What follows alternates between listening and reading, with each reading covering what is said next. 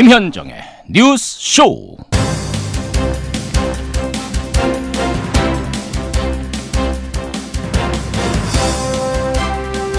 북미 정상회담의 장소, 시간, 날짜 모든 게 정해졌다. 지금 이 순간 폼페이오 국무부 장관이 북한으로 가고 있다. 예, 애청자 여러분 안녕하십니까? 밤사이에 북한 관련된 중요한 소식들이 줄줄이 보도가 됐습니다. 미국의 폼페이오 장관 지금쯤이면 아마 북한에 도착했을 것 같은데요. 북미 정상회담의 일정과 의제들을 최종적으로 확정하기 위한 걸로 보입니다. 폼페이오는 북으로 갔는데 김정은 국무위원장은 중국에 가 있습니다. 어제 저희가 전해드렸던 북한 고위 인사의 방중, 결국은 김 위원장이었던 겁니다. 시진핑 주석을 만나서 우리는 단계적인 비핵화를 원한다, 이렇게 말을 했다고 하죠. 결국은 영원한 비핵화, PVID, 그것도 일괄 타결을 외치는 미국과 단계적으로만 가능하다는 북한. 이 줄다리기가 이제 물밑이 아니라 수면 위에서 분주하게 진행 중입니다. 그만큼 북미 회담은 코앞까지 왔단 얘긴데요. 줄다리기 뭐 당연한 거고 예상했던 겁니다만 부디 적당히 당기기를. 김현정의 뉴스쇼 출발합니다.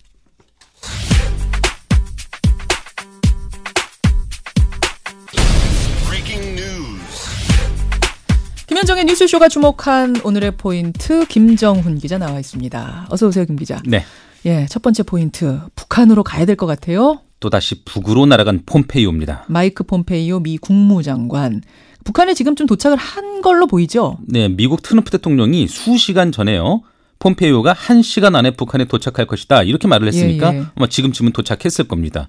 폼페이오 장관은 지난 3월 말에 그때는 CIA 국장으로 깜짝 방문을 했는데요. 이제는 국무장관으로서도 40여일 만에 다시 방북을 한 거죠. 그렇죠. 두 가지 임무를 띈 것이 아닌가 이렇게 생각이 되는데, 두 가지. 억류된 미국인 3명의 석방 문제 해결, 그리고 북미 정상회담의 마지막 조율에 그 무게가 실립니다. 예. 특히 트럼프 대통령은 또다시 회담의 장소, 시간, 날짜가 모두 선택이 됐다, 이렇게 말을 해서 곧 정상회담 일정의 발표가 임박했음을 시사했습니다. 그러니까 날짜, 장소 뭐 다 정해진 건 확실한데 의제를 놓고는 여전히 줄다리기 중이에요. 네. 지금 김정은 위원장이 중국에 가 있다는 게 알려진 거죠? 그렇습니다. 어제 이 시간에 그 가능성을 전해드렸는데 그 사이에 김정은 위원장의 깜짝 재방문 사실이 확인됐죠. 확인된 겁니다. 네, 지난 3월에 이어서 시진핑 주석과 다시 만나서 회담을 한 건데요. 예.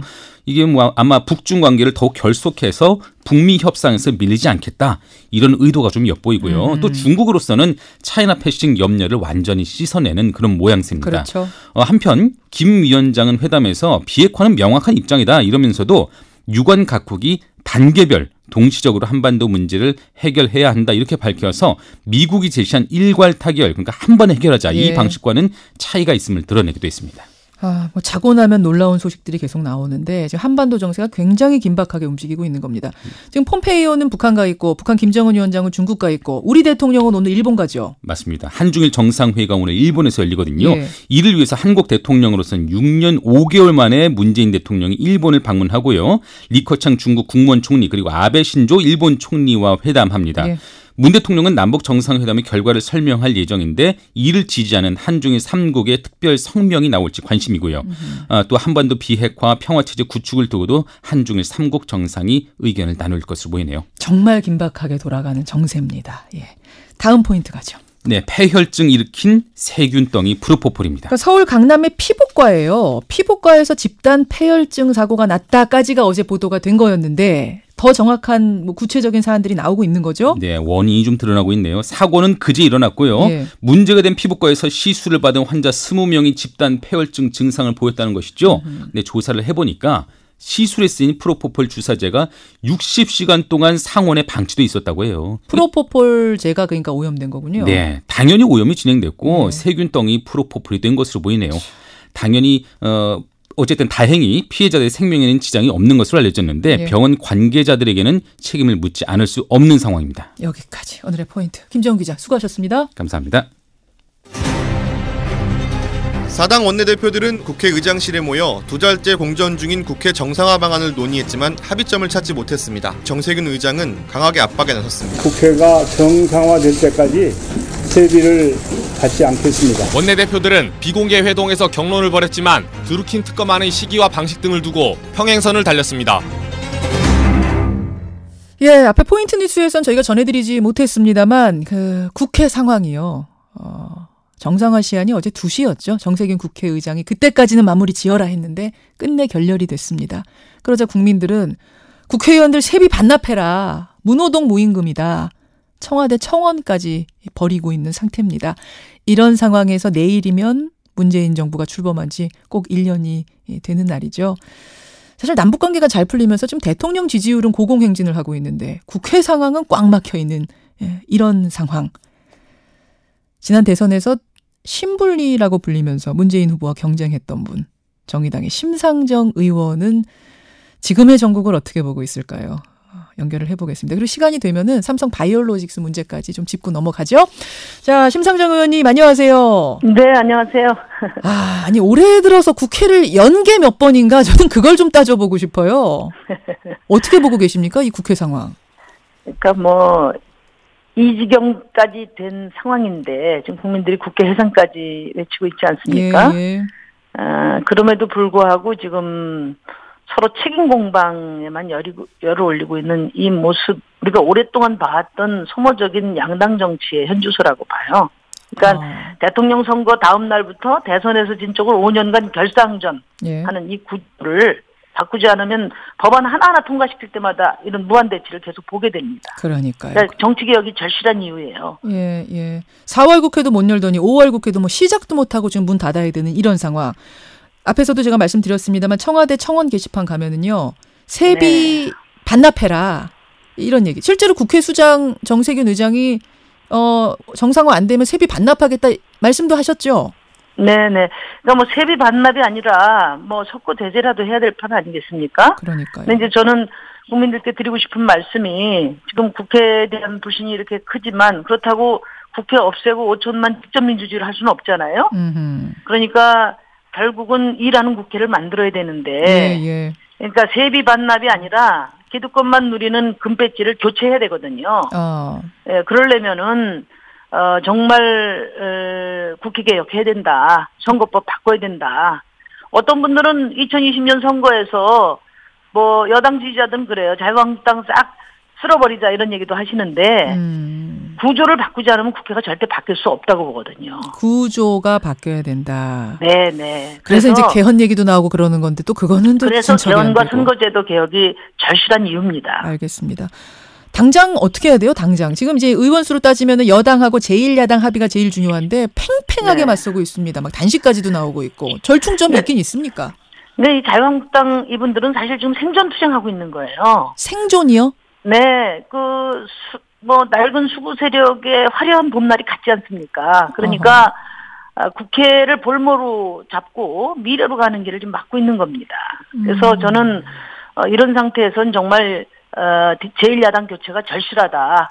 그리고 이번 지방선거에서 우리 국민들께서 이 문제에 대해서 분명한 그 판단을 해주셔야 된다 이런 생각입니다. 지금 그러면은 이 특검을 해야 된다 해가지고 특검을 또 받겠다 했더니 그럼 조건 붙이지 마라 뭐 며칠 날 하자 이런 것들이 더 큰 문제는 제1야당 쪽에 있다고 보시는 거예요? 자유한국당 쪽에 일단 있다고? 이번 상황뿐만 아니라 하여튼 그동안에 사사건건 딴지를 걸고 국회를 공전시키고 민생을 외면하고 평화를 회방놓고 아무튼 이런 그 제1야당의 지금 행태에 대해서 국민들이 막 머리를 흔들고 있습니다. 그래서 대한민국이 촛불이 바라는 개혁으로 나가려면은 이제 가장 절실한 숙제가 지금 제1야당 교체다. 이번 지방선거에서 시민 여러분들의 아주 현명한 판단을 기대합니다. 굉장히 강하게 말씀하시네. 어제 저 더불어민주당 우원식 원내대표 나오셨거든요. 우 대표보다 더 강하게 말씀하시는 것 같아요. 정의당의 심상정 의원님. 사실은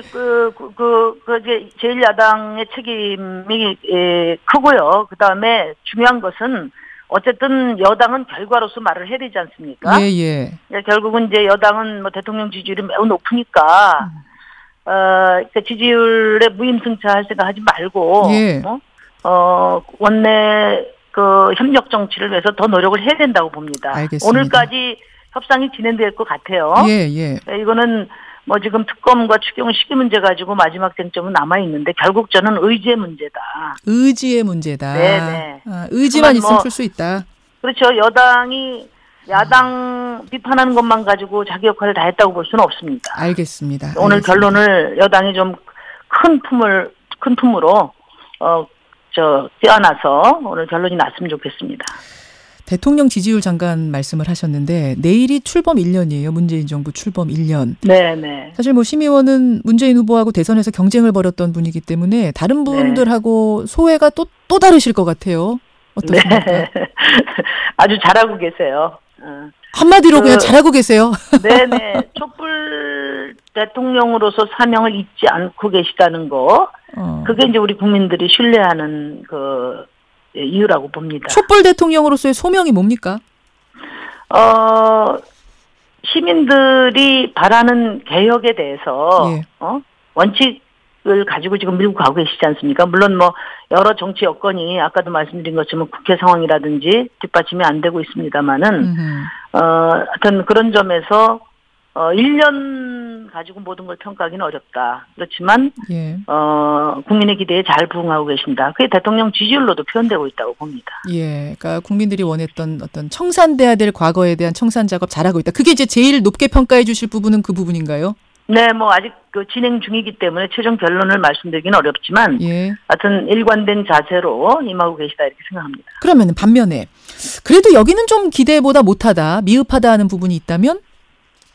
뭐 가장 높게 평가할 분야는 역시 남북관계죠. 남북관계 지금 새 역사를 쓰고 계시잖아요. 예.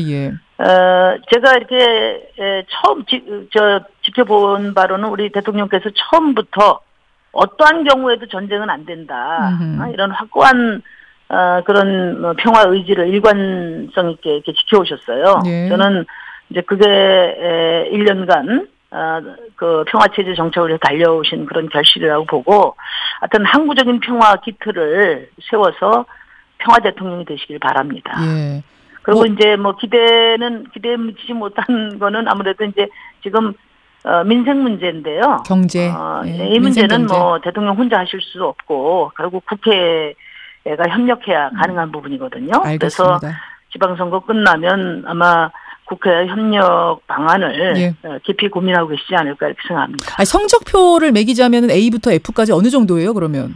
저는 지금 A 학점이죠. A입니까? 네네, 그렇습니다. 그러면은 말이 나온 김에 아까 국회 얘기했는데 국회는 몇 점 주시겠어요? 국회는 지금 뭐 낙제도 아니고 지금 뭐 거의 제적입니까, 제적? 더 드릴 말씀이 없습니다.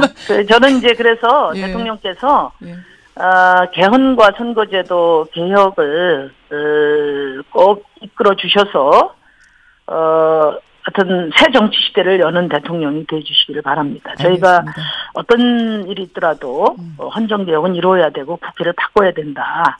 또 이 과정에서도 대통령의 역할이 매우 중요합니다. 6월 개헌은 물 건너 갔지만 이 과제가 사라진 것은 아니다. 대통령께서 좀 각별하게 이런 그 수건 과제에 좀 집중해 주실 때가 있으리라고 봅니다. 알겠습니다. 심상정 정의당 전 대표, 정의당 의원 만나고 있습니다. 시간이 별로 없지만 제가 삼성 바이오로직스 얘기를 잠깐은 좀 평을 듣고 가고 싶어요. 네. 여러분 아시겠지만 그러니까 그 삼성 바이오로직스라는 회사 자회사이던 바이오에피스라는 회사를 자회사 관계에서 관계사 관계로 돌리면서 가치를 엄청나게 띄웠다. 네네. 왜냐하면 자회사가 관계사가 되면요, 여러분 가치 평가를 시장가로 다시 하게 되어 있습니다. 그리고 그때 이제 이제 띄워진 거죠. 네. 이 과정에 문제가 있다라는 게 금감원이 내놓은 잠정 결론인데 삼성 바이오로직스는 우리 그런 적 없다, 일부러 그렇게 한 적 없다, 맞서고 있는 상황. 이거 지난해 초에 문제 제기하신 분이 심상정 의원 아닙니까? 네, 제가 줄기차게 문제 제기했고 또 금감원 감리 요청도 제가 해서 이번에 결과가 나왔는데요. 이 삼성 바이오로직스라는 부실 기업이 쏘아 올린 그 작은 공이 결국 삼성 이재용 부회장의 승계 작업에 결정적인 역할을 했기 때문에 지금 이 문제가 중요한 거거든요. 아니 가치가 뻥 튀어져가지고 어떻게 이게 이재용 부회장한테 유리해졌다고 보시는 거예요? 그러니까 이게 삼성 바이오로직스 부실 기업이 갑자기 흑자 기업으로 탈바꿈되면서 예. 왜 제일모직과 삼성물산 합병 과정에서 예. 제일모직에게 아주 유리하게 작용을 했어요. 그러니까 이 관계가 뭡니까 이 회사 삼성 바이오에피스 바이오에피스가 제일모직에 속하는 거고. 제일모직이 또 삼성물산에 속하는 거고 그걸 이재용 부회장이 지분을 갖게 되면서 이렇게 점점점 피라미드식으로 올라가는 거군요. 그러니까 이제 결국 대주주인 국민연금이 예. 이 합병을 찬성하게 되는데 요 지금 삼성 바이오로직스의 흑자 기업 전환이 결정적인 역할을 했거든요. 근데 이제 그렇죠. 금감원이 예. 이 적자 기업 부실 기업이 흑자 기업으로 되는데 그 회계 처리 기준 변경이 예. 결국은 이건 부정한 회계 처리였다 이렇게 이제 결론을 낸 겁니다. 그것이 이제 이재용 부회장을 돕기 위해서 그런 게 아니냐라는 거는 심상정 의원이 생각하시는 거고 일단 금감원이 내린 결론은 것이 아니고요. 예. 특검도 그렇게 수사를 했었고요. 지금 이제 삼성 쪽에서는 지금 바이오 에피스하고 합작하고 있는 바이오젠이 예. 콜옵션을 행사할 가능성이 있기 때문에 회계 기준을 바꾼 거다. 어쩔 수 없이 그렇게 했다 지금 얘기하고 있어요. 네. 근데 가능성만을 고려해서 회계 기준을 변경한 사례는 국제 회계 기준에도 없고 어떤 근거도 없는 거거든요. 그래서 지금 저희가 보기에는 예. 그런데 그러면 이런 가능성만 가지고 막 이렇게 회계 기준을 바꾼 이유가 뭐냐? 결국은 삼성물산 제일모직 합병을 위해서 바꾼 거다. 그러니까 삼성이 고의적으로 회계 분식을 했다. 이렇게 예. 보고 있는 거고요. 금감원도 저는 이 분식 회계의 고의성에 대한 스모킹건을 확보하고 있다고 저는 보고 있습니다. 최종 결정, 금융당국의 최종 결정은 23일에 여러분 내려진답니다. 요걸 우리가 네. 관심 있게 주시해서 봐야 될 것 같습니다. 여기까지 네. 일단 오늘은 말씀 듣죠. 심 의원님 고맙습니다. 네네 감사합니다. 정의당 심상정 의원이었습니다.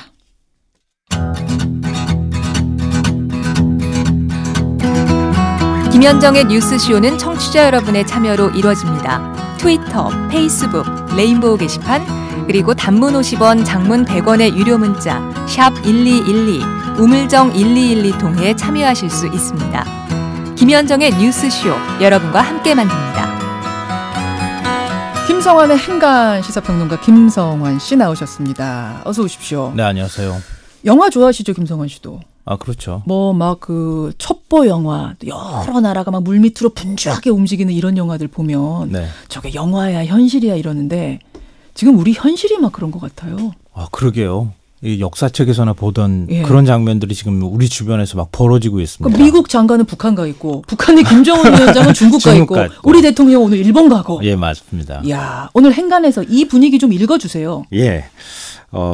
방금 전에도 말씀하셨던 것처럼 40일 만에 북중 정상회담이 열리는가 하면 폼페이오 미국 국무장관이 다시 방북을 하는 이런 일이 벌어지고 있고요. 오늘 새벽에는 트럼프 대통령이 이란 핵 협정 더 이상 유지할 수 없다. 네. 파기 선언을 하고 또 일본에서는 오늘 한중일 정상회담이 또 열릴 예정입니다. 그렇죠. 말씀하신 것처럼 한반도를 둘러싼 치열한 외교 전쟁의 흐름, 그 행간을 좀 한번 짚어볼까 합니다. 정말 숨가쁘게 하룻밤 자고 나면 상황이 또 바뀌고 또 바뀌고. 이걸 어떻게 우연의 일치입니까? 뭡니까? 이 사람은 여기가 있고 저 사람은 여기가 있고. 그렇죠. 우연의 일치이긴 하겠죠. 이건 마치 시나리오 만들어 놓고 난 다음에 넌 저기가 난 여기 갈 테니까 이렇게 만드는 그림은 아닐 것 같고요. 네. 그렇게 그림을 안 만들어도 그렇게 보일 수 있도록 지금 상황이 전개가 되고 있다는 거죠. 급박하게 돌아간다는 얘기예요. 예, 맞습니다. 그러니까 어제 다롄에서 북중 정상회담 열린 거 보세요. 예. 지난 3월 말에 만나서 이미 북중 간에 관계 개선했거든요. 그렇죠. 근데 40일 만에 또 만났습니다. 또 갔어요. 네. 그러니까 두 나라 정상이 상대국을 방문해서 이런 식으로 정상회담 하는 모습을 보신 적이 있으세요? 여러분 생각해 보세요. 김정은 위원장이 지난번에 중국 간 게 40일 전에 중국 간 게 해외의 첫 방문이거든요. 네. 근데 40일 만에 또 해외 방문을 중국으로 시진핑 주석 만나러 간 거예요. 이거는 다른 나라에도 이 외교사에도 전례를 찾아보기 어려운 겁니다. 그러니까 전 세계 시선이 또 자련에 다 쏠린 사이에 한 가지 또 깜짝 소식이 들어왔죠. 폼페이오 미국 국무부 장관이 40일 만에 또 재방북을 하는 일이 벌어졌습니다. 이것도 흔치 않은 일이죠. 그것도 우리 시각으로 오늘 새벽 트럼프 대통령이 이란 핵 협정 탈퇴 선언을 하는 자리에서 한 시간 뒤쯤이면 도착할 거야. 뭐 이런 얘기를 하면서 전 세계를 놀라게 하고 있습니다. 그러니까요. 그러니까 말씀하신 것처럼 미리 시나리오를 짜서 움직인 건 아니지만 서로 국가 간의 전략적인 이해가 맞아 떨어지면서 이런 엄청나게 큰 흐름과 그림이 만들어지고 있다는 겁니다. 정신을 우리가 똑바로 차리고 봐야 되는 이 한반도를 둘러싼 외교 흐름들 어떤 행간을 봐야 됩니까? 첫 번째 행간은 모두 게임 체인저가 되고 싶어 한다입니다. 게임 체인저가 뭐예요? 이 게임의 룰, 판도를 바꾸는 사람을 게임 체인저라고 하잖아요. 그러니까 게임 누가 만들어 놓은 룰에 따라서 막 따라가면서 게임을 즐기거나 움직이거나 추종하는 사람이 아니고 내가 판 짜겠다. 내가 판 만들어서 내가 주도해서 나가겠다. 이런 걸 이제 게임 체인저라고 얘기하거든요. 주도권 싸움? 예. 지금 북중미가 서로 게임 체인저가 되고 싶어 하는 겁니다. 그러니까 북한은 비핵화 협상을 둘러싸고 우리가 주도권을 질 거야. 결정은 우리가 하는 거야. 지금 이렇게 얘기를 하고 있는 거고요. 미국 같은 경우에는 아이 무슨 소리야. 북한이 결정할 수 없어. 결국은 궁극적으로 우리가 모든 거 결정하는 거야. 이렇게 얘기하는 거예요. 그러니까 4.27 판문점 선언 나오고 난 다음에 이 비핵화 문제에 대해서 북한의 역할이 굉장히 주목을 받았잖아요. 그렇죠. 그러니까 갑자기 느닷없이 미국이 CVID도 아니고 그러니까 완전한 비핵화도 아니고 PVID라는 개념을 들고 나왔어요. 영원한 비핵화. 예. 뭐 이거 생물학 무기, 미사일까지 모조리 싸그리 다 없애버리겠다 이런 식으로 나왔거든요. 핵무기뿐이 아니야. 가지고 있는 무기 다 내놔. 예, 그렇죠. 갑자기 북한이 수세에 몰렸어요. 그러니까 북한이 어떻게 했습니까? 김정은 위원장이 보란 듯이 중국으로 확 달려가 버렸어요. 형님 하면서 간 거예요. 말하자면. 비유를 하자면 그렇게 되는 거예요. 그렇죠. 제일 든든한 백. 네. 미국이 주도하는 당신들이 주도하는데 우리가 끌려다니지 않을 거야. 그렇죠. 우리가 주도해서 나갈 거야. 이런 메시지를 던졌고요. 중국 입장에서 지금 어떻습니까? 종전선언에 참여를 하니 많이 이러면서 패싱 논란 계속 이러고 있거든요. 그러니까 김정은 위원장이 달려오니까 시주석이 가가지고 냉큼 그냥 만나줬어요. 어서 와 하면서 팔을 우리가 주도하는 거야. 미국 너 맘대로 할 수 없어. 이렇게 지금 얘기하고 있다는 그런 겁니다. 사인들을 보여주는 겁니다. 알겠습니다. 두 번째 행간이요. 두 번째 행간은 성동격서 전략을 구사하고 있다입니다. 동쪽에서 소리내고 서쪽에서 적을 친다. 성동격서. 네, 맞습니다. 미국과 북한이 지금 그렇게 하고 있다는 겁니다. 미국 이란 핵협정 왜 지금 탈퇴했겠어요? 그러니까 오늘 이게 큰 뉴스거든요, 여러분. 이란하고 핵협정 맺었던 걸 트럼프가 파기한다라고 선언을 했어요. 네. 이건 중동 정세 전체를 뒤흔들 수 있는 사안이거든요. 왜 파기한다고 한 거죠? 그러니까 불완전한 핵협정이라는 거예요. 한 10년, 15년 뒤면 어차피 끝날 수밖에 없는 협정이고 완전한 비핵화를 이루지 못했다고 하는 겁니다. 이거 그러면은 북한 보란 듯이 파기해버린 거군요. 네. 이런 식 핵협정 우리 안 해라고. 그렇죠. 그러니까 중동과 유럽을 흔들면서 오히려 북한한테 메시지를 던지는 거예요. 존 볼턴 국가안보보좌관이 뭐라고 해석을 해줬느냐. 불충분한 합의는 수용할 수 없다는 신호를 북한에 보내는 것이다 이렇게 얘기했습니다. 아예 해석까지 해줬네요. 네, 맞아요. 친절하게 다 얘기해 줬어요. 이거 북한 뭐라고 하는 거야? 이란 핵폐기. 트럼프 대통령은 이란 핵협정 파기하는 것으로요. 중동 정세도 흔들고 동북아 정세도 같이 흔들어준 겁니다. 그러네요. 김정은 위원장은 또 안 그럴까요? 아니 미국한테 불만이 있으면 미국을 상대로 해서 소리 지르면 되잖아요. 북한 잘하잖아요. 선전선동. 미국을 향해서 이런 거 우리 하면 우리 못 받을 거야? 자칫하면 안 돼. 이렇게 얘기할 수 있는데 그렇게 안 하고 중국으로 갔다는 거예요. 단계적 비핵화 하겠습니다라고 중국에다가 말을 하는. 그러게요. 진짜 중국에 말하고 미국한테 메시지를 던져준 거예요. 그러니까 서로 조심을 좀 하고 있다는 얘기네요. 어떻게 보면은. 그럴 수도 있고요. 쓰리쿠션처럼 당구해서 여길 치면 저쪽이 가서 공이 맞도록 하는 아주 전통적인 외교적 수법을 쓰고 있는 거죠. 마지막 행간이요. 마지막 세 번째 행간은 북미 정상회담 기싸움 터널의 끝이 보이기 시작했다입니다. 터널의 끝? 네. 터널의 끝은 폼페이오 국무장관이 북한을 방문하고 돌아오는 손에 달려 있다는 겁니다. 만약에 한국계 미국인 3명 데리고 온다. 그러면 북미 정상회담 잘 얘기가 되고 있구나 이렇게 생각할 수 있다는 거죠. 그걸 보면 되는군요. 네. 그냥 오느냐 손잡고 오느냐. 아니면 선물 들고 오느냐. 여기까지. 행간 수고하셨습니다. 네, 고맙습니다. 김정은 위원장이 7일과 8일 방문을 했다라고 지금 북한이 보도하는 걸로 봐서 지금은 김정은 위원장이 북한에 도착해 있을 가능성이 큽니다. 2부로 가죠.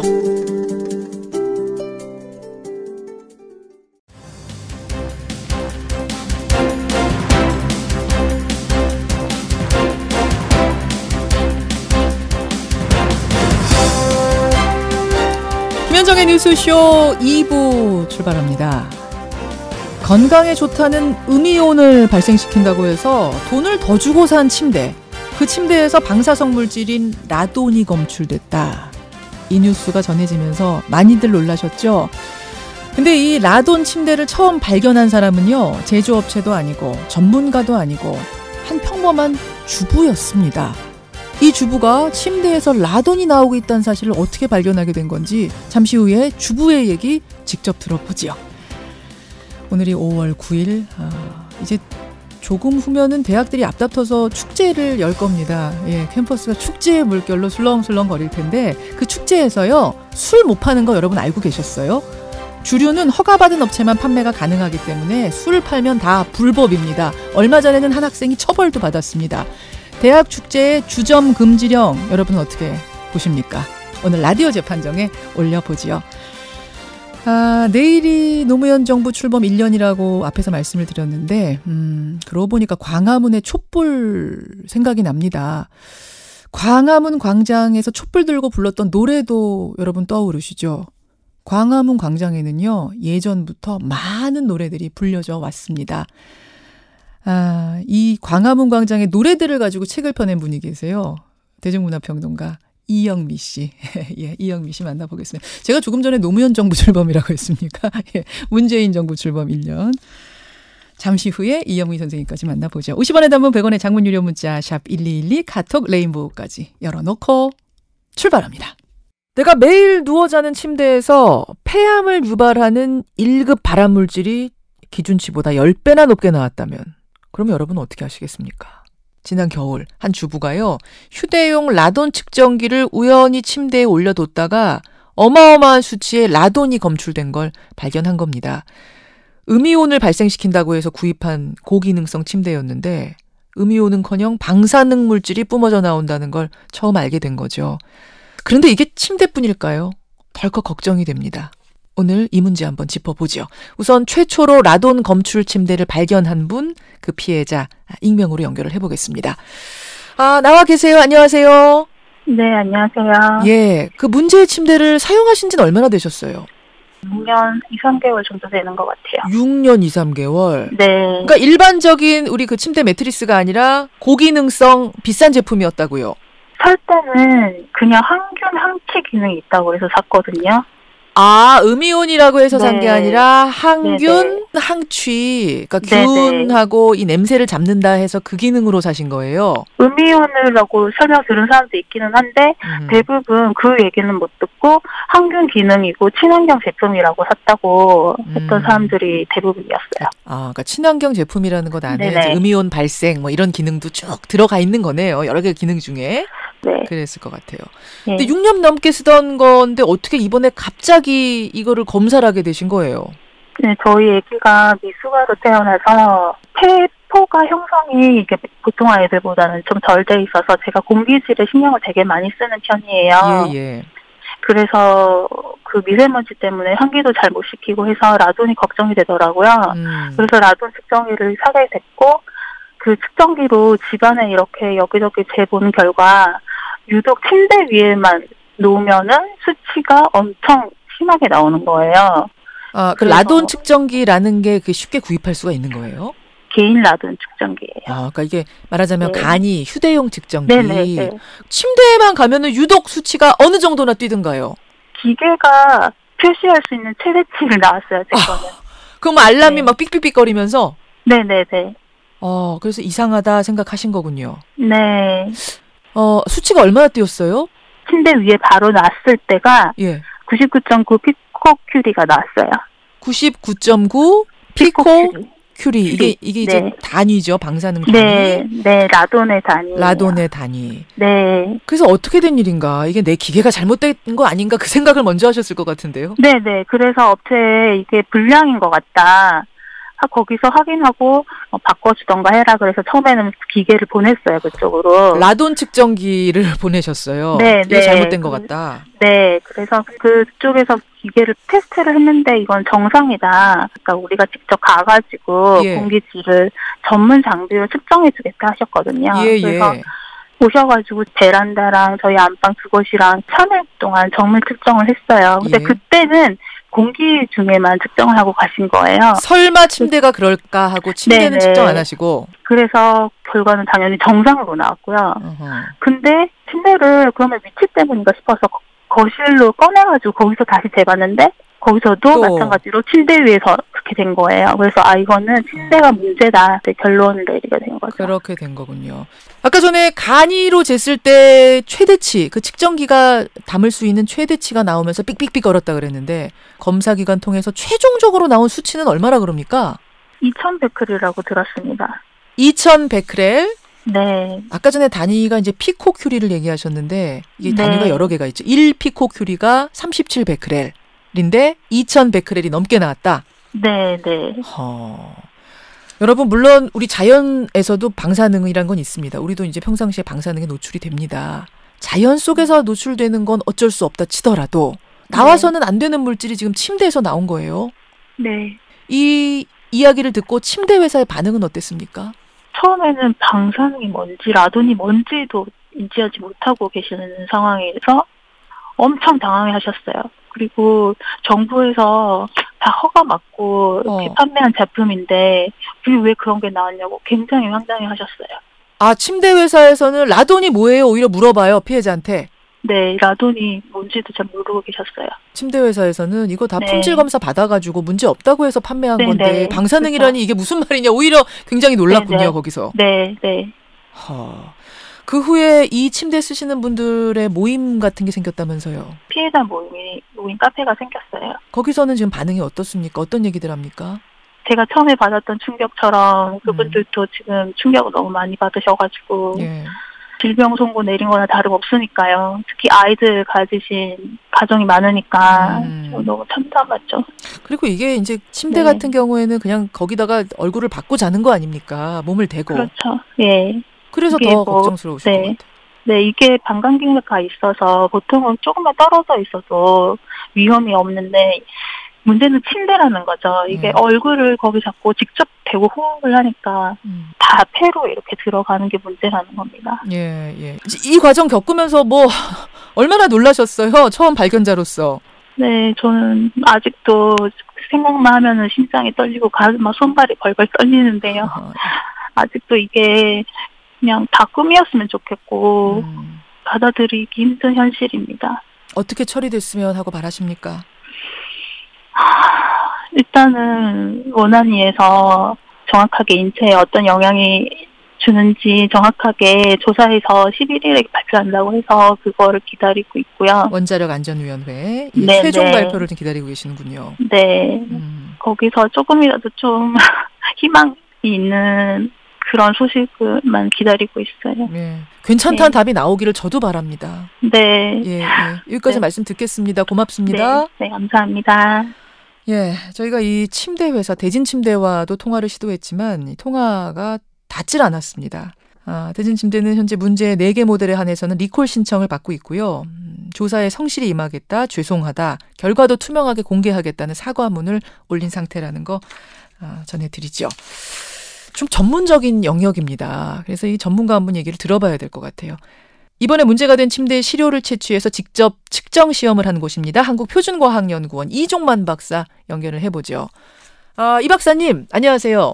네, 반갑습니다. 예, 처음 이 침대에서 라돈이 나오는 것 같다 이 얘기를 듣고는 어떠셨어요? 전 가게에 다른 종류의 물질 중에 방사능 측정은 해본 적이 있지만 그 집안에서 사용하는 가구리에서 방사능을 측정한 적은 없습니다. 예, 깜짝 놀랐죠. 깜짝 놀라셨죠. 이게 무슨 일인가. 실제로 측정을 해보니까 방사능 물질이 나왔고 또 다른 곳에서 이걸 침대를 측정해보니까 뭐 2100크렐 이상이 검출이 됐다라고 하고 고객이 의뢰를 해서 침대 시트 시료 중 일부를 가지고 이제 감아서 분간 모색을 했는데 예. 거기에서 자연에 존재하는 그러니까 토륨과 우라늄 계열의 방사선 동위원소가 포함되어 있는 것을 확인하였습니다. 예, 이거를 종합해 볼 때 이게 우리 인체에 어느 정도 영향을 미치는 거냐 이게 중요하지 않습니까? 왜냐하면 뭐 우리 자연 속에서도 천연 방사능이라는 게 있긴 있으니까. 예. 이 정도면은 어느 정도로 봐야 되는 거예요? 당연히 문제가 되는 수준이라고 생각됩니다. 이 방사능에 의한 위해는 평가하기가 그렇게 쉽지는 않지만은 어떻게 포함되는 형태나 방사능 동요소가 우리 실제적으로 몸에 미치게 되는 부분들을 갖다가 세밀하게 따져봐야 되기 때문에 쉽지 않지만 일반적으로 우리가 가장 가까이서 많은 시간을 함께 사용하는 침대에 방사성 물질이 있다는 것은 어떤 행태로든지 문제가 되는 거죠. 어떤 형태로든 문제가 되는 거다. 예. 라돈이 나와서 공기 중으로 나오게 되고 그걸 또 호흡을 하는 경우에 내부 피폭을 하는 경우가 되므로 굉장히 위험한 경우죠, 사실은. 아니 근데 그 침대 회사에서는 라돈이라는 게 나오는 줄도 몰랐다. 그리고 정부에서 받으라는 검사 다 받아가지고 품질 안전 기준 맞춰서 나온 건데 이상하다 이런 반응이라고 해요. 그럼 어떻게 이거는 검출이 안 된 겁니까? 제조 과정에서. 그럴 수 있다고 생각은 됩니다. 아마 그분들도 모르고 그러셨을 걸로 생각이 되고요. 사실은 그게 상식이죠. 침대에서 방사선이 나올 것이라고는 지금까지 어떤 분도 생각을 못했던 거죠. 하지만 이번에 보면은 음이온을 뿜기 위해서 히토류라는 거, 그러니까 토양을 넣은 거죠. 예, 맞습니다. 그러다 보니까 천연 방사능이 방출이 된 거예요. 예, 맞습니다. 근데 우리가 보통 땅을 밟을 때도 그런 방사능이 나온다는 얘기인데 그거는 괜찮고 이건 안 되고 그러는 겁니까? 그건 일시적으로 지나가는 거기 때문에 일부 토양에 이제 방사선이 포함되어 있다 하더라도 누적된 양으로 따져볼 필요가 있거든요. 그래서 뭐 일시적으로 받는 경우에 우리가 이제 병원에서 이제 엑스레이를 찍거나 하는 경우에도 일시적으로 받기 때문에 전체적으로 큰 영향은 없다고 보는 거죠. 예. 그러니까 일시적으로 밟고 지나가는 것과 침대에서 몇 시간을 자고 그걸 매일 반복하는 거하고는 차원이 다르다 이런 말씀. 다르죠. 그렇기 때문에 결코 거기에는 그런 물질이 들어가서는 안 된다는 말씀. 안 되는 거죠. 예, 맞습니다. 자, 침대가 지금 이런 식이라면 혹시 우리가 생활 속에서 쓰는 다른 물건 중에도 모르고 이런 방사능 물질을 집어넣었을 가능성은 없겠습니까? 있을 수 있죠. 있을 수 있죠. 이 문제가 불거지면서 나온 이야기 중에 하나가 이제 그 집에서 이제 고양이를 키우시는 분들이 사용하는 고양이 배설에 도움이 주는 뭐라 그래야 되나 이제 명칭을 정확히 모르겠습니다만 왜 모래를 사용하지 않습니까? 고양이가 이제 모래를 이용해서 배설을 하고 뜯고 하는데.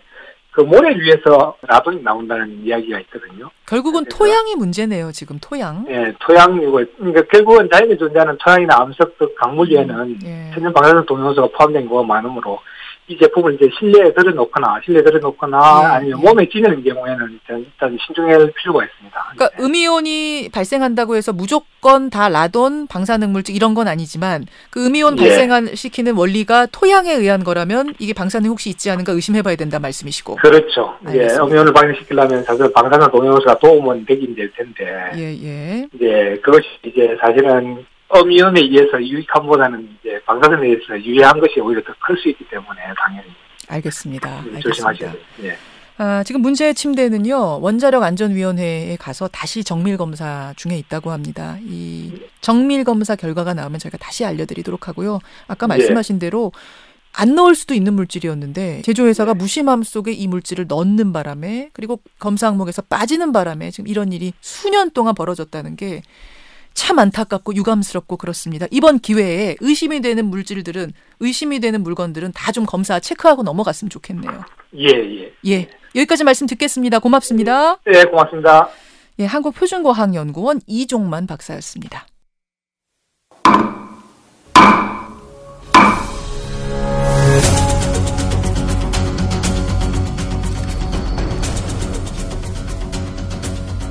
뉴스쇼가 수요일에 마련하는 코너입니다. 라디오 재판정. 논란이 되고 있는 이슈나 인물을 저희가 스튜디오 재판정 위에 올려놓으면 여러분 양측의 변론을 들으시면서 판결을 내려주셔야 되는 거죠. 오늘도 두 분의 변호사 모셨습니다. 노영희 변호사님, 노상국님 어서 오십시오. 네, 안녕하십니까. 기다려야 돼요, 저. 그냥 오신 거 왜 그러세요? 지난주도 그러시더니. 이제 안 하기로. 예. 왜요? 왜 포기하셨어요? 뭐 여러 가지. 아니 이러면 지금 공부하시는 것 같기도 하고 그러네요. 아닙니다. 이것은 그것이 아닙니다. 바쁜 날은 제가 이해해드리지만 기다리시는 분이 많으니까 다음 주는 기대하겠습니다. 좀 생각해 보겠습니다. 튕기시는데요. 되게 시크해지셨어요. 백마당생님, 백성문 변호사. 네, 안녕하세요, 백성문 변호사입니다. 뭐 저는 원래 안 했으니까요. 이렇게 오시면 안 돼요. 네, 근데 이제 노영희 변호사님이 안 하니까 제가 괜히 민망하네요. 저 원래 좀 물어갔었는데. 기다리는 청취자분이 많으십니다. 다음 주는 두 분 다 기대를 하고요. 오늘 5월이잖아요. 네. 어제 어버이날, 5월 어린이날 이거 다 지나고 나면 사실은 젊은이들이 제일 기다리는 건 대학 축제. 대학생들이 기다리는 거. 생각만 해도 그냥 가슴이 설레네요. 얼마 되셨죠? 졸업하신 지? 저는 엄청 오래됐어요. 87학번이거든요. 제가 대학교 학번이. 87학번. 지금 30년이 넘었죠. 야, 네. 백 변호사님은 얼마 되셨어요? 저는 이제 나이로는 92학번 나이인데 제가 학교를 좀 늦게 가서 저도 지금 한 24, 5년 됐네요. 야. 24, 5년이라고요? 네. 내가 87학번인데 제가 좀 늦게 갔어요. 미리 말씀드리잖아요. 미리 말씀드리잖아요. 늦게 뭐 시작하기 전부터 왜 이러세요 지금? 이거 가지고 싸우시면 안 돼. 아니 안면과 액면가가 있는 건데. 저는 지금 제 나이보다 훨씬 어리게 봅니다. 액면가 9호학번. 자, 대학 축제하면 못 떠오르세요? 백 변호사님 못 떠오르세요? 대학 축제하면은 뭐 사실 진짜 뭐 주점 같은 거 많이 떠오르죠. 학교 안에 노상주점 하고 그쵸. 거기서 사람들 모여서 한 잔씩 하고 같이 노래 부르고 또 뭐 응원전 같은 거 막 또 좀 응원가 같은 거 특히 뭐 제가 나온 학교 같은 경우에는 또 라이벌 학교가 있어서 맨날 응원하느라 또 따라다니고 따라다니고 이제 그런 기억이 많이 나죠. 노 변호사님. 저는 뭐 당연히 주점. 그다음에 당연히 주점 뭐 당연히 주점 뭐예요? 당연히 술입니까? 주점 그다음에 풍선 던지기, 머슬 대회 이런 거. 풍선 던지기는 물풍선? 그럼요. 물풍선 얼굴에 이렇게 싹 던지면 엄청나게 시원하면서 또 재밌습니다. 두 분 때는 쌍쌍 파티 이런 건 없었어요? 많았어요 그때. 있었어요. 우리 쌍쌍 파티 있었고요. 누구 데리고 가셨어요? 훌륭한 그때? 남성을 커플? 데려가야 되는 게 미션이었는데 저는 뭐 전 주점으로 지금 홀로 주점으로 가셨다. 아닙니다. 당시에 좀 유유상종이 있었습니다. 왠전에 주점 가면은 술도 팔고 막걸리 팔고 파전 이런 거. 파전 하다가 파 떨어지면은 잔디 뽑아다가 한다는 전설도 있었고 뭐 이런 게 이제 사실은 낭만이었어요. 주점에 굉장히 집착하시네요. 벌써 불안하게. 자, 오늘 재판정 주제가 바로 이 대학 축제와 주점에 관한 내용입니다, 여러분. 여러분 대학 축제에서 당연히 술 팔죠. 막걸리도 팔고 맥주도 팔고. 그거 다 불법인 거 아셨어요? 대학 축제의 주점 금지령. 주점은 불법이라는 이 법대로 해야 된다. 아니다. 이제는 개정할 때가 됐다. 바로 오늘 재판정 이 주제입니다. 백 변호사님. 네. 그럼 저 예전에 주점에서 먹었던 사 먹었던 맥주들 다 불법이었던 거예요? 네, 결론적으로 다 불법이었던 거죠. 그러니까 이게 주세법 8조 1항에 보면요. 술은 허가받은 사업자만 팔 수 있게 되어 있습니다. 그러니까 허가받은 사업자만 술을 만들고 허가받은 사업자만 술을 팔 수 있는데 만약에 그걸 지키지 않을 경우에는 3년 이하의 징역형 또는 3천만 원 이하의 벌금형에 처하게 주세법에 규정이 돼 있어요. 그러니까 당연히 불법이었는데 그냥 관행상 허용을 해줬었던 거고요. 못 본 척하고 눈 감아줬던 네, 그렇죠. 거. 그러니까 이게 합법이 된 건 아니고 그냥 봐줬던 거죠. 쉽게 말하면. 근데 이제 최근에 이제 이 대학가 축제 주점이 좀 문제가 좀 많이 되면서 작년에 실제로 인하대학교에서는 단속이 된 적도 있었습니다. 그러니까 인하대에서 무슨 일 벌어진 겁니까, 노 변호사님 구체적으로? 저는 인하대 사건 잘 모릅니다. 그러니까 인하대학교에서 이제 인하대학교에서 학생에서 제가 말씀드렸던 것처럼 주류 파는 거 당연히 주세법 위반이라고 말씀드렸잖아요. 그래서 이제 국세청에서 행정지도를 하게 됐습니다. 불법인 건 알지만 다 여태까지 몇십 년을 팔았으니까 인하대 학생들도 그냥 판 거예요. 네, 근데 그게 처벌이 된 거예요. 네, 그 당시에 이제 인하대 학생들이 처벌을 받았다, 뭐 아니다, 뭐 이런 논란이 좀 있었는데 실제로는 그냥 행정지도 하면서 이 주류 판매업자에게만 좀 과태료를 물리고 이제 사안을 종결했어요. 그러니까 말씀하셨던 것처럼 과거에 많이 관행적으로 되어 왔었고 또 이게 불법인지 잘 모르는 경우가 많았기 때문에 그렇게 했는데 이제는 문제가 되니까 전체적으로 다시 한번 생각해 보자. 교육부가 국세청으로부터 받아서 각 학교에 다 이제 발송을 한 거죠. 이거 불법입니다. 그러면서 공문을 이번에 다시 전 대학에 뿌리면서 이게 논란이 된 거군요. 이게 벌금을 부과하게 되면 사실 전과가 생기는 거예요, 학생들이. 그래서 과태료가 사실 부과됐고요.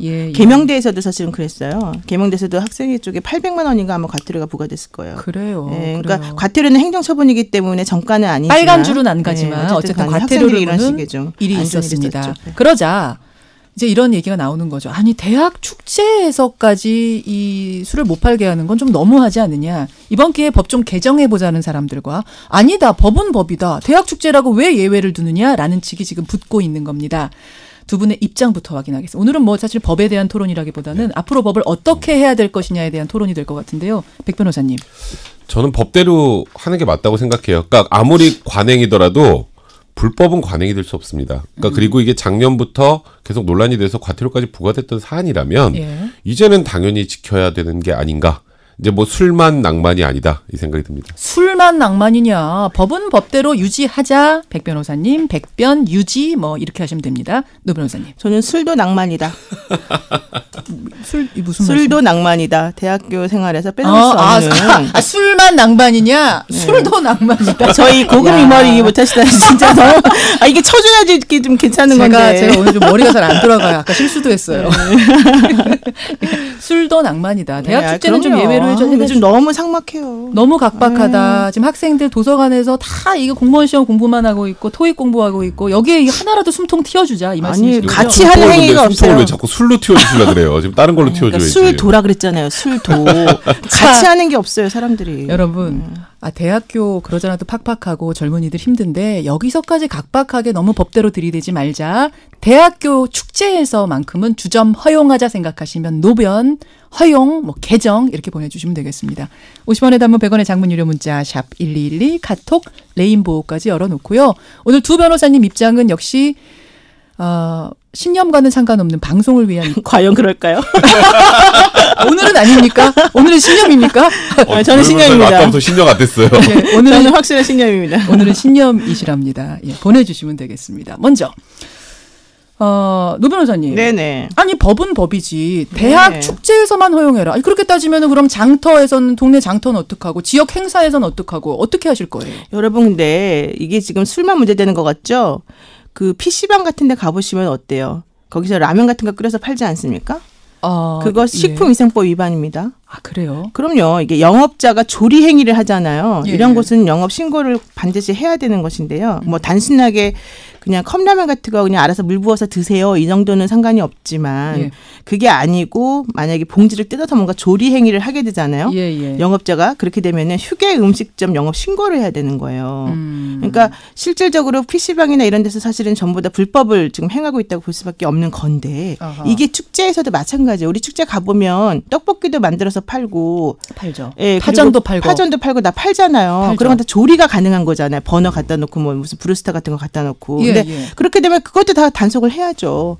왜 반드시 주류 판매만 얘기를 합니까? 아, 주류를 단속할 거면 그럼 파전도 네, 다 같이 떡볶이도 해줘야죠. 아예 음식은 네. 하나도 못 팔게 해야 되는 그리고 거다. 예컨대 지금 현재 PC방 같은 경우 예를 들면 울산 지역 같은 경우도요. 예. PC방이 555개인데요. 예. 이 중에서 전부 다 지금 다 라면 팔거든요. 지금 제대로 신고하고 하는 거 하나도 그렇게 없어요. 따지면은 무슨 축제에서 그럼요. 노점에서 파는 것들도 다 그럼 걸리는 거예요? 그럼요. 원래는 그런 식으로 음식을 조리해서 팔면 안 돼요. 그 신고를 아하. 하고서 해야죠. 그러니까 음식은 당연히 허용을 해야 된다라는 취지로 지금 얘기를 하시는 것 제가 같네요. 그냥 형평성 얘기하는 거 형평성. 형평성의 문제가 아니고요. 이게 왜 지금 노영희 변호사님 말씀하시는 거 맞아요. 그러니까 PC방에서도 컵라면 파는 건 되는데 라면 끓여서 팔면 안 되거든요. 예. 근데 왜 그럴까요? 왜 그렇습니까? 그 이유가 뭘까요? 그러니까 이게 뭔가 허가받지 않고 이런 조리 행위를 해서 사고가 나는 걸 방지하려고 하는 거예요. 위생 같은 문제들이 생길 수 있기 때문에. 허가를 안 받은 곳은 관리에서 벗어나고 그러다 그렇죠. 보면 위험이 생길 수 있다. 아까 그 얘기 하셨잖아요. 뭐 전설이 파전에서 파가 떨어지면 잔디로 했다는 전설이 있다. 예. 확인은 안 됩니다만 전설은 그러니까 있어요. 예. 이제 그 학생회 측에서 음식 전문가들, 조리 전문가들이 아닌데 그런 음식을 만들다가 사고가 나면 어떡하나요? 그럼 책임을 누구한테 물어요? 그러니까 떡볶이 판매도 금지합니다라고 보내야죠. 공문을. 백 변호사님은 그러면은 술도 금지, 그다음에 법에 따르지 않은 등록하지 않은 음식 판매도 금지. 그거는 두 개가 같이 금지가 돼야죠. 같이 가야 된다. 그렇죠. 이 얘기가 오늘 좀 더 커지네요. 그러니까 이게 음식이나 술이나 바깥에 나가면 많아요. 학교 바로 앞에. 예. 굳이 학교 안에 주점에서 해결하려고 하시면 안 되고. 백 변호사님 예전 대학 다닐 때 어떻게 하셨어요? 저는 나가서 먹었습니다. 이건 진짜예요. 나는 주점에서 안 사 먹었어요. 주점에서 안 먹었고 그리고 그러니까 제가 지금 마치 이게 술과 훌륭하십니다. 파전과 이 낭만과 이게 같이 패키지로 가는 것 같은데 술하고 파전을 먹고 탈이 났어요. 예를 들어서. 근데 지금 그냥 노상 주점이었어요. 진짜 그럼 누구한테 책임을 물어요? 누구한테 따질 책임의 거냐. 주체가 없잖아요. 그게 안 돼요. 총학생이 물어봐야죠. 그게 되나요? 왜 안 돼요? 총학생이 물어봐야죠. 노변님, 진짜 그러고 보니까 이런 문제가 문제가 안 생기면 문제가 아니 없는데 그러면 일반 생겼을 음식점에서 먹으면 식중독 안 걸리나요? 그럼 음식점에 물으면 그런 되죠. 문제는 항상 발생할 수 있는 문제이고요. 제가 말씀드리고 싶은 것은 대학교 축제에서 주류를 판매하는 것은 영업으로 그렇게 판매하는 게 아니에요. 그들이 주점 같은 걸 열어서 넣어서 사실 판매한 이유는 우리 예전에 이제 학생들 돈 없었을 때 그런 것들을 조금 십시일반 모아서 뭐 꽈비도 사용하고 학교를 해서 좋은 일도 쓰고 우리 옛날에 일일 찻집 많이 했잖아요. 일일 네, 그리고 일일 호프도 많이 했어요. 일일 호프. 네, 다 그게요. 다 불우이웃도 돕고 여러 가지 좋은 취지에서 많이 만들어진 건데 우리가 그걸 업으로 해서 무슨 영업 이득을 얻고자 하는 게 아니었잖아요. 그 차원과는 다르다. 게다가 30년이 지난 동안에 오케이 됐던 게 갑작스럽게 너무 당황스러워요. 1509님이 똑같은 문자를 지금 보내주셨어요. 학생회 운영비 마련에 이게 굉장히 중요하기 때문에 그걸 좀 해달라. 만약 주류 판매가 가능한 주변 업자들한테 정말 금지하려면 주류 판매 가능한 주변 업체들 입찰 봐서 하게 이렇게 해야 되는 건데 굉장히 복잡해지고 상업적인 게 학교 안으로 들어오게 될 거다. 그럼요. 이런 염려하시는 분들이 계세요. 근데 상업적인 게 들어오는데 좀 안전하죠. 차라리. 네, 차라리 안전하죠. 그러니까 이게 제가 계속 말씀드리는 게 책임의 주체 문제, 그다음에 음식의 위생 문제, 그다음에 더 나아가서 사실 지금 계속 우리가 술과 파전을 낭만이라고 하는데 최근에 대학교에서 주점 혹은 술 가지고 생긴 문제 얼마 많나요? 하긴 뭐 오리엔테이션 같은 데서 술 되게 많이 마셨다가 그렇죠. 거기다 굉장히 선전적인 문제들도 있었고요. 주점에서 무슨 뭐 예를 들어서 뭐 19금 주점 메뉴판 같은 것들 제가 일일이 말하기 좀 힘든데 아실 거예요, 이런 아마. 문제들이 있는데 물론 대학생들 굉장히 성숙해 있습니다만 아직은 술을 먹을 때 초년생이죠. 술과 관련해서는. 근데 술과 관련된 초년생들이 학교에서 술을 먹고 사고가 나고 그런 일들이 많이 생기는데 반드시 술하고 파전을 낭만이라는 이유만으로 불법인 거를 굉장히 이건 좋은 거였어라고 넘어가기에는 이제는 바로잡을 때가 됐다는 겁니다. 청취자 안한영 님이 바로 그런 문자 주셨어요. 술이면 다 오케이 되는, 술 먹고 범죄 저지르면 너그러워지는 이런 우리 사회의 축소판을 보는 것 같습니다. 대학에서만이라도 술 없이 놀 수 있는, 음주하지 않고 놀 수 있는 건전한 문화 만들었으면 좋겠습니다. 이런 의견 났거든요. 노 변호사님. 빈대 잡으려다 촉과상관 태운다. 이런 속담이 생각이 나고요. 사실 우리 대통령도 오찬하거나 뭐 만찬하거나 그럴 때 사람들 모아서 치맥도 드시고 그러잖아요. 이번에 남북 정상회담에서 문배주 뭐 이런 거. 그러니까 그게 다 뭐겠습니까? 우리가 사실 뭐 술 먹는다고 해서 전부 다 문제가 생기는 게 당연히 아니고 또 대학 축제에서 술을 안 먹으면 바깥에서는 그런 일이 안 벌어지나요? 그거는 아니고 연결시킬 수 있는 부분은 아닌 것 같고요. 다만 이제 제가 드리고 싶은 말씀은 당연히 학교에서 축제할 때 술 판다고 해서 그런 이상한 문제가 발생하면 안 되죠. 그거는 누구라도 조심해야 되는 부분이기 때문에 그렇다고 본질적으로 연결시킬 수는 없는 부분이다. 그러니까 술을 먹겠다라는 의지만 있으면 나가서도 먹고 사고는 난다. 그럼요. 술이라고 하는 것은 과도하게 먹었을 때 항상 문제가 되는 것이고 이제 과도하게 먹지 않도록 본인들이 스스로 잘 관리를 잘 해야 되는 거죠. 대학생이라면. 똑같은 의견이 5331님. 축제에서 술 안 판다고 학생들이 술 안 먹겠습니까? 그냥 안에서 팔아서 그거 학생 회비 쓰는데 돕도록 하는데 이용하게 해야 됩니다. 허용해야 됩니다. 이런 문자가 오는가 하면 문자가 지금 막 쭉쭉쭉 올라가서 경험담을 하나 보내주신 분이 계시는데 지금 제가 번호를 못 찾겠네요. 대학 때가 벌써 한참 전의 일인데 술 먹고 이빨 나간 적이 있다고. 번호 지금 못 찾겠는데 번호를 안 말씀드리는 게 차라리 나을 수도 있겠네요.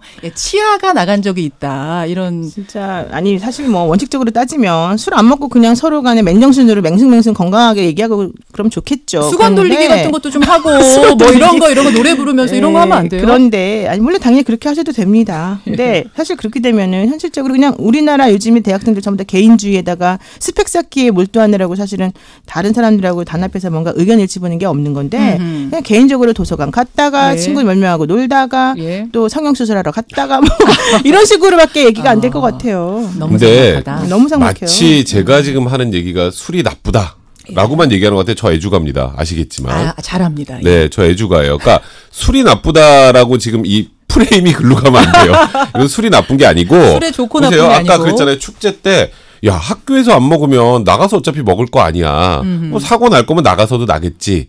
하지만 나가서 먹는 게 훨씬 안전하다는 거예요. 그러니까 제가 지금 얘기하고 있는 건 주점의 낭만 뒤에 가려져 있는 그늘을 자꾸 지금 우리가 잘 못 보고 있는 건데 술을 허가받지 않고 노점에서 팔다가 사고가 날 경우 그다음에 음식을 먹고 배탈이 날 경우 그 경우에 사실 책임의 주체가 명확하지가 않아요. 알겠습니다. 아까 한 분이 질문 주셨어요. 백 변호사님이 선정적인 주점도 문제다라고 하셨는데 그게 무슨 말인지 못 알아들으시겠다는 문자가 나왔거든요. 그게 무슨 말인지 그러니까 설명. 이제 뭐 메뉴판에 굉장히 좀 뭐라 그럴까요? 제가 입으로 말하기 뭐한 굉장히 야한 내용들을 기초로 해서 무슨 안주를 적었는데 그렇게 해서 안주 이름을 딱 보면 뭐 여성을 비하하거나 이런 쪽으로 안주 제목을 줘서 좀 문제가 됐던 게 있었어요. 그러니까 주점에서 튀는 아이디어를 자꾸 만들려다가 사실 사회적으로 허용되지 않는 내용들도 그래서 종종 횡행되고 있다라는 겁니다. 그렇군요. 자, 문자 좀 보겠습니다. 4942님.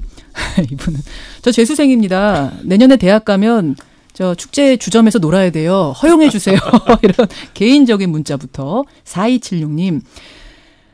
대학 축제는 말하자면은 바자회 박람회 같은 건데 지역 축제와도 마찬가지인데 지역 축제 가면 술도 팔고 음식도 팔 수 있지 않습니까? 유연성 있게 합시다 이랬는데 근데 지역 축제에서 파는 술 이거는 사실은 그건 다 허가를 받고 하는 거고요. 그러니까 일단은 이렇게 생각하시면 돼요. 학교에서도 노점이 아니라 이제 학생회관처럼 건물이 있는 곳이면 다 허가 받고 하는 사업자 거죠. 등록하고 영업신고하고 그리고 주점하면 됩니다. 상설 매장들. 네, 그렇죠. 근데 노상에서 할 때는 제가 아까 말씀드렸던 그런 여러 문제점과 위험성이 있기 때문에 안 된다고 하는 거예요. 그런 곳은 이제 행사를 주최하는 곳에 돈을 내고 사실은 입찰을 해서 참여를 하는 거기 때문에 대학교 축제하고 같은 선상에서 얘기하면 안 되는 부분이다. 말씀드렸습니다. 2590님도 노변님 지지. 현행 주세법이 문제가 많습니다. 편의점에서 캔맥주 사가지고 편의점 앞에 파라솔에 앉아 마시면 불법. 그것도 원래는 안 되는 거 아니에요? 술집도 아니잖아요. 원래 파라솔 그 휴게 공간이. 이게 왜요? 왜 자기가 사가지고 파라솔에 편의점 앞에서 먹는데 이게 왜? 그러니까 편의점은 술을 판매하는 곳이고 원칙적으로는 그 술을 마실 수 있도록 매장이나 이런 걸 제공하는 것은 원래 아니어야 되는데 지금 이게 사실은 다 인정이 노상 주점인 셈이 이거는 합법 불법의 중간 지역에 있는 게 그냥 그 편의점 앞에 쉴 수 있는 공간을 만들어 놨는데 편의점에서 맥주를 산 사람이 그 쉬는 공간에 앉아서 마시는 거니까 그렇게 해석하면 또 합법. 그렇게 해석하면 합법인 거죠. 알겠습니다. 그게 항상 문제가 됐어요. 그것도. 자, 여기까지가 이제 노변 지지 문자고요. 백변님 의견에 동의하시는 문자도 남선수님. 저 92학번입니다. 학교 내에 큰 호수가 있었어요. 축제 때 술 마시고 몇몇 학생이 시원하다고 들어갔다가 큰일 날 뻔했습니다. 큰일은 안 났답니다. 자극적 문자가 계속 오네요. 원래 술 먹고 무용담들 많잖아요. 많은 것 같아요. 굉장히 무용담이 아닌 것 같은데. 박은서님. 대학 축제 때 주점 폐지한 대학생입니다. 저희 학교는 오래전부터 주류 판매 금지하고 지금 대학생이 보내주셨네요. 박은서님. 주점 없애도요. 즐길 건 많아요. 이런 문자 보내주셨고 2807님. 아이를 대학에 보내기가 무섭습니다. 오리엔테이션부터 대학교 축제까지 음주 문화에 너무 관대한 거 아닙니까? 이런 어머님 문자까지 오고 있습니다. 자, 여러분 마무리를 지어야 됩니다. 50원에 담은 100원의 장문 유료 문자 샵 1212 카톡 레인보우까지 열어놓고 마지막 문자 받겠습니다. 지금 뭐 수치가 계속 바뀌고 있는데요. 이렇게 마지막 변론 기회 30초씩 드릴게요. 백 변호사님. 그러니까 건전한 음주 문화도 중요하고 그리고 축제에서 사고가 나는 것도 방지를 해야죠. 그러니까 그동안에 낭만이라는 이름으로 가려져 있었던 이 주점 문화는 이제는 개선이 좀 돼야 된다. 뭐 그렇게 말씀을 드려야 될 것 같네요. 노 변호사님. 저는 좀 일정 정도 시간을 두고 이것들을 처리를 했었으면 좋지 않았을까. 이미 이제 30년, 50년 그동안 쭉 진행되어 오던 것을 갑작스럽게 이렇게 얘기를 하게 되면은 사실은 그동안 했던 모든 것들이 다 잘못이었다라고 하는 거를 인정하는 셈이 되는데 뭐 이게 물론 불법이라고 하는 것은 뭐 허용되면 안 되겠지만 그럼에도 불구하고 유예기간이라고 하는 것도 필요하고 또 계도도 필요한 게 아닌가 싶습니다. 자, 여기까지 마무리하겠습니다. 대학교 축제에서 술 파는 거, 주점에서 술 파는 거 이거 지금까지 다 불법이었습니다. 근데 이제는 좀 개정을 해야 되지 않겠느냐? 아니다. 지금처럼 유지하자. 이렇게 나왔네요. 우리 청취자 여러분들의 선택은 32대 68, 68% 대 32%로 지금처럼 금지하자 쪽의 손을 들어주셨습니다. 저는 조금 의외예요. 사실은 이제 풀어주자 쪽이 조금 더 많이 나올 줄. 아니죠. 아까 문자 온 거 읽어주잖아요. 왜 자꾸 엉뚱한 말씀을 하세요. 진짜. 그럼 오늘 제가 정신이 없는 겁니까? 근데 또 생각보다 굉장히 많은 분들이 음주의 위험성에 관련된 것을 이제 듣고 좀 그런 문제가 생길 수도 있겠구나라고 사고 문자들 주르륵 오는 거 보면서. 그런 것도 좀 반영이 됐던 것 같은데 근데 이제 사실 불법을 관행이라고 마냥 합법화해 줄 수는 없는 거 아니겠습니까? 근데 아까 저도 노 변호사님 말씀에 동감하는 게 조금은 시간을 두고 미리 준비할 수 있게 지금 학생회에서 음식 다 준비해 놓고 음식 다 사놨는데 술을 못 팔아가지고 갑자기 금지령. 그런 거는 좀 아쉬운 부분이 분명히 있죠. 알겠습니다. 오늘 두 분 역시 신념에 기초하니까 토론이 뜨겁네요. 다음번에도 가능한 한 신념에 만든 주제로 저희가 골라보도록 하겠습니다. 고생하셨습니다. 네, 고맙습니다. 노영희 변호사, 백성문 변호사였습니다.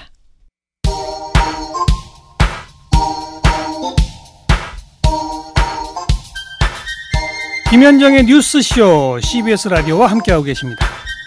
저는 퇴근길 시사자키 정관용입니다. 라돈 침대라는요. 박경호님, 편안한 휴식의 침대가 아니라 죽음의 침대였네요. 가습기 사건이 떠오른다. 예, 그러네요 정말. 정민규님, 비단 침대만 그럴지 걱정이 됩니다. 사실은 저도 이걸 걱정을 했는데 여러분 무조건 걱정하실 일은 아닙니다. 문제가 된 건요. 흙이에요, 흙. 그러니까 토양에는 자연 방사능 물질이 들어있는 건데 이 침대는 음이온을 발생시키기 위해서 흙을 넣은 겁니다. 희토류라고 하는 게 이제 흙이죠. 흙을 넣었는데 거기서 자연 방사능이 막 나온 겁니다. 문제는 공기 중에서 이게 날아가 버리면 되는 건데 침대에다가 넣어놓으니까 거기다가 우리가 얼굴을 대고 몸을 대고 잤기 때문에 문제가 되는 거죠. 그래서 실내에 여러분 어디 흙 같은 거 둔 게 없는지 그런 거 좀 체크를 하셔야 되고 특히 환기가 안 되는 곳에서 그다음에 음이온 발생한다라는 무슨 장치가 있다 하면은 이게 음이온 발생에도 여러 가지 방법이 있거든요. 토양, 흙을 넣어서 발생하는 장치인지 아닌지 요거를 체크하시면 되겠습니다. 예, 여러분의 문자 고맙습니다.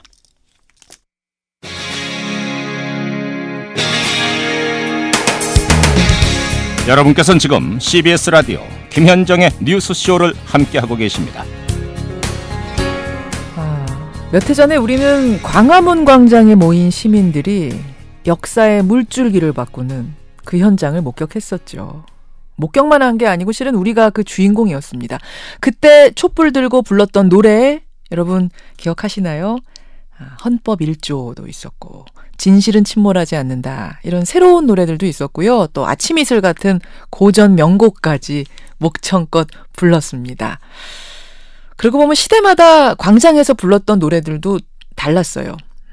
이런 광장의 노래들을 총정리한 일종의 연구서를 낸 분이 있습니다. 우리 뉴스쇼 청취자들과는 참 친한 분, 대중문화평론가 이영미 씨. 오늘 화제 인터뷰에서 직접 만나보죠. 이영미 선생님 안녕하세요. 안녕하세요. 명절 특집의 단골 손님이신데 평일에 만나니까 좀 어색한데요. 그렇죠.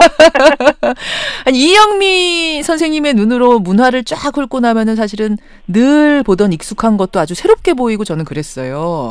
고맙습니다. 근데 이번에는 광장의 노래들을 연구하셨어요. 네. 예, 책 제목이 뭡니까? 책 제목은 광장의 노래는 세상을 어떻게 바꾸는가. 광장. 좀 길죠? 그러네요. 광장의 노래는 세상을 어떻게 바꾸는가. 어떻게 바꿉니까? 그 왜 옛날에 뭐 구지가 그런 거 국어 시간에 배웠던 거 기억하세요? 기억나요. 구지가. 사람들이 모여가지고 노래를 부르면 막 하늘에서 왕이 내려오고 그러잖아요. 맞아요. 그러니까 무사람의 입이 참 무서운 거여가지고 세상을 바꾸는 것 같더라고요. 그래서 우리나라 역사에서 광화문 광장에 모여서 사람들이 노래를 부르면 역사가 바뀌었어요. 진짜로 바뀌었어요. 네. 사실은 이 뭐 가장 근래의 광화문, 우리가 기억하는 광화문은 2016년 겨울에 국정농단에 맞서던 그때의 광화문입니다만, 그렇죠. 과거로 거슬러 올라가자면은 이 광화문이란 공간이 언제부터 이렇게 민주주의의 상징적인 장소가 된 건가요? 뭐 당연히 광화문 앞이 중요해진 건 경복궁의 그 앞에 대문이 광화문이잖아요. 그렇죠. 그 앞은 육조거리라고 해서 이제 정부 종합청사가 있잖아요. 예. 당연히 무슨 일이 있으면 그 앞에서 꿇어앉아가지고서 뭐 도끼 놓고 상소하고 그런 거 다 했을 거 아니에요. 그러네요. 그러니까 그때부터도 중요한 거였고요. 그래서 모여서 무슨 소설을 읽겠습니까? 뭘 하겠습니까? 그러니까 다 같이 뭔가를 모여갖고 뭔가를 하게 될 때는 사람들이 늘 노래를 불러요. 교회 가면은 찬송가 부르게 돼 있고요. 그렇죠. 우리가 하나이다라는 사실을 확인하고 남들한테도 알리고 할 때 제일 좋은 건 노래예요. 그러면 이제 아까 근대화가 되고 나서 우리 민주주의를 얘기할 수 있을 때부터 시작해서 그때 우리가 불렀던 노래는 뭡니까? 그때 신문을 뒤져보니까 확실하게 제일 많이 나오는 노래는 우리가 지금 해방가라고 알고 있는 노래예요. 해방가. 어둡고 괴로워라 밤이 길더니 해방 직후에 만들어진 그때 널리 불렸습니다. 근데 그 기억이 있기 때문에 어느 순간 이게 자꾸 불려 나오는 거예요. 같이 이제 해방 직후 때 불렀던 기억이 있어서 4.19 때도 불렀고요. 4.19 때 학생들이 데모를 하면서 그 노래를 불렀다는 것은 그 세대들이 가지고 있는 어떤 자부심 같은 것, 해방 후에 학교를 다녔던 새로운 세대로서의 자부심, 그런 것들이 녹아있다고 할 수 있습니다. 또 광장에서 많이 불렸던 노래 어떤 것들? 그 다음에 광장이 다시 한번 광화문 광장을 사람들이 밟게 된 건 1980년 봄이었죠. 그렇죠. 아, 그리고 광화문 광장에 나오면 고정적으로 애국가는 불러요. 애국가. 이번에도 불렀어요. 우리 국정농단 때. 애국가는 늘 울컥하는 그 노래. 울컥하죠. 애국가 딴 데서 부를 땐 그렇지 않은데 광화문 광장 한복판에 서서 부를 때는 늘 울컥해요. 학교 조회 시간에 부르면 사실은 좀 졸리기도 하고 빨리 앉고 싶고 막 이랬던 노래인데 광화문에서 부르면 울컥해요. 시키지 않아도 막 불러요. 거의 늘 그래요. 그러니까 천안 다니던 그 길을 한가운데 서서 다 같이 모여서 애국가를 부를 때는 울컥하는데요. 그건 늘 있어요. 언제나 애국가는 부르는 거고요. 이제 그거 말고 1980년에는 하나 더 붙은 것이 훌라송이란 노래예요. 훌라송? 조금만 좀 불러주시겠어요? 지금. 따단 뭐 우리들은 정입하다 훌라 같이 죽고 같이 산다 훌라 이렇게 불렀던 노래예요. 이게 아마 기억나는 분도 계실 테고 좀 젊은 세대한테는 낯설기도 하고 그럴 거예요. 근데 아마 젊은 세대들도 이 노래 곡 좀 기억할 거예요. 뭐 무슨 손을 잡고 빙빙 돌아라. 그거 띠단따단따 빙빙 돌아라. 그 노래예요. 그 노래가 그 노래군요. 네, 그 노래가 그 노래예요. 그러니까 훌라송은 왜 불리게 됐냐 하면 네 글자를 박아넣기가 아주 편해요. 그러니까 뭐 비상계엄 철폐하라 훌라 이런 식으로. 딱이네요. 예, 그러니까 구호를 맞추기가 편해서 80년에는 많이 불렸던 거예요. 근데 이제 세대가 바뀌고 강목이나 짱돌을 들고 나오는 게 아니라 촛불을 들고 나오는 방식으로 바뀌게 되잖아요. 그렇죠. 그러니까 가수들이 무대에 서서 노래를 함께 부르면서 함께 해주는 시대가 2000년대 이후에 촛불 집회에서부터는 좀 일반화되기 시작했어요. 걱정 말아요 그대 같은 대중가요도 나왔고 또 진실은 침몰하지 않는다처럼 계속 데모 노래들을 열심히 짓던 윤민석 씨의 노래가 역시 히트를 했고요. 이렇게 노래도 변했고 광화문 광장의 모습도 사실은 시대와 정권에 따라서 이런 모습 저런 모습으로 참 여러 번 바뀌었죠. 그럼요. 지금 우리가 광화문 광장을 밟고 있습니다만 우리가 왜 월드컵 때 밟으면서 기억나세요? 막 감격했던 거. 그럼요. 다 빨간 옷 입고. 네. 근데 그게 그냥 응원하느라고 감격이 아니라 세상에 우리가 광화문 한복판을 발로 밟아보다니. 맞아요. 광화문 광장에 도보가 없어졌어요. 오로지 차만 다닐 수 있는 곳이었어요. 그러니까 거기를 발로 밟아보는 건 대사건인 거죠. 데모가 일어났을 때는 발로 밟아보는 거예요.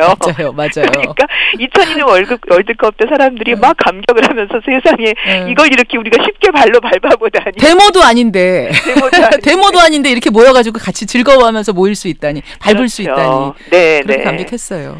결국 그 권위주의적인 정권이 해결이 되고 나서야 아치도 사라지고 횡단보도도 생겨서 지금의 모습이 된 거고요.